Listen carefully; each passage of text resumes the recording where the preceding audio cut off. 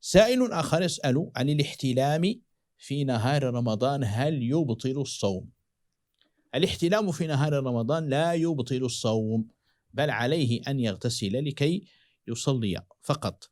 الذي يبطل الصوم إما خروج المني للشهوة مع كبتها، فهذا إذا خرج منيه فعليه القضاء فقط.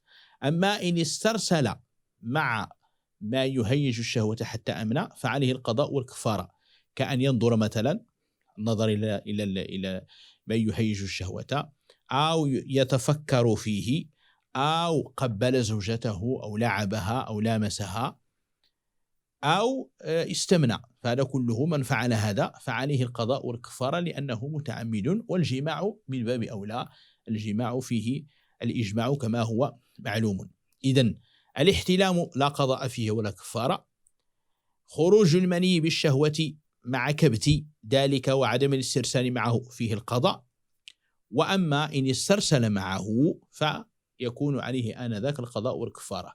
كذلك المذي إذا خرج من غير أن يكون هو الذي استثار شهوته فلا شيء فيه. أما إن كان هو الذي استثار شهوته وحتى خرج منه المذي فعليه القضاء فقط.